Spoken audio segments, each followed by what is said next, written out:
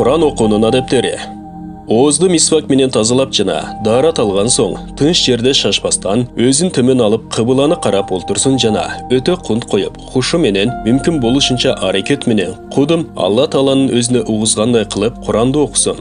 Эгер маанисин түшүнсө, ой жүгүртүп, Алла Таала боорукердикке убада кылган жерде кечиримин жана боорукерлигин сурап дуа кылсын. Азап туурасындагы аяттарда Алла Тааланын сактоосун тилесин. Андан башка сактоочу жок. Алла Тааланын тазалыгы туурасында айтылган аятка жеткенде Субханаллах десин. Окуп жатканда ыйлай албаса да ыйлаганга аракет кылсын. Акын айткан: ашык болгон адам үчүн эң эле таттуу нерсе сүйгөнүнө жалбарганда көзүнөн жашын төккөн эң жакшы. Эгер жаттабастан жөн эле Куран окуса, тез-тез окубасын. Куранды окуган кезде жаздыктын үстүнө же китеп коюлуучу тактайдын үстүнө коюп, окуп жаткан кезде эч ким менен сүйлөшпөсүн. Эгер сүйлөшө турган болсо Куранды жаап коюп, анан сүйлөшсүн. Андан кийин кайра баштай турган болсо, аузуну кайра окуп, анан баштасын. Эгер ошол жерде элдер жумуштары менен алек болгон болсо, акырын окуу абзел. Эгер алек болбосо, үн чыгарып окуган жакшы. Уламалар Куран окуунун 6 тышкы жана 6 ички адептерин айтышкан. Тышкы адептери: биринчи, Куранды урмат кылып, даарат менен кыбыланы карап олтурсун. Экинчи, тез-тез окубастан тажвид менен окусун. Үчүнчү, ыйлаганга аракет кылсын, атайлап болсо да. Төртүнчү, Алланын мээримдүүлүгү жана азабы жөнүндөгү аяттардын акысын толугу менен берсин. Бешинчи, эгерде менин Куран окуганымды башка бирөөлөр көрсүн деген ой келсе, же башка мусулманга тоскоол болсо, акырын окусун, болбосо үн чыгарып окусун. Алтынчы, жакшы, кооз үн менен окусун. Анткени көптөгөн хадистерде кооз үн менен окууга өкүм берилген. Ички адептери: биринчи, канчалык улуу даражалуу сөз деп Курандын улуктугун жүрөккө алып окусун. Экинчи, Куран анын сөзү болуп эсептелген Алла Тааланын улуулугун, кудретин сезип жүрөккө алсын. 3. Жүрөктү азгырык, жаман ойлордон таза тутсун.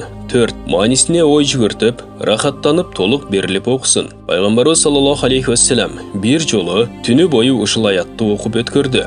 Эй Алла, эгер сен аларга азап берсең, анда алар сенин пенделериң. Эгер сен аларды кечирсең, расында мартабалуу данышмансың. Маида сүрөсү 118 аят. Саад бин Жубайр рахматуллаху алейхи бир жолу түнү бою ушул аятты окуп таң атырды. Эй күнөөкөрлөр, бүгүн кыямат күнү моюн сунгандардан ажырап тургула. Ясин сүрөсү 59 аят. 5. Кайсыл аятты окуп жатса, жүрөктү ошого ээрчитип окусун. Мисалы, Алланын боорукердүүлүгү тууралуу аят окуса, жүрөктө кубануу пайда болсун. Эгерде азап тууралуу аят окуса, анда жүрөктө коркунуч пайда болсун. 6. Алла Таала өзү окуп жатканын уккандай, окулуп жаткан Куранга өтө берилип, кулак төшөп уксун. Алла Таала өзүнүн мээрими жана боорукердиги менен ушул адептерди сактап, Куран окууга мага да, сиздерге да мүмкүнчүлүк берсин. Маселе: намаз окуй ала турганчалык, Куран жаттоо ар бир мусулманга фарыз. Бүткүл Куранды жаттоо фарыз кифая. Эгер бир дагы мусулман Куранды жаттабаса, анда бардык мусулмандар күнөөкөр болот. Заркаши рахматуллаху алейхинин айтканын Мулла Али Кары рахматуллаху алейхи айтып кеткен. Кайсыл шаар же айылда Куран окуучу адам болбой турган болсо, анда ошол жердеги бардык жашоочулар күнөөкөр болушат. Бүгүнкү караңгычылык жана динсиздик заманасында өзүбүздүн эле мусулмандардын арасынан көптөгөн диний маселелер боюнча адашуулар таркалып жатат. Куранды жаттоо пайдасыз деп түшүнүү эл арасында жалпы түшүнүк болуп калган. Анын сөздөрүн кайра-кайра кайталоо акмактык деп эсептешет. Куран жаттоону мээни оорутуу жана обагын текке кетирүү деп ойлошот. Эгер биздин динсиздигибиз ушундай оору болсо, анда ал нерсени дагы толуктап кененирээк жазуу керек. Бирок ар бир аракет ооруга жана ар бир эле кыял туура эмес нерсеге жетелейт. Ошондуктан кайсыл бирине ыйлайсың, кайсыл бирине арман кыласың.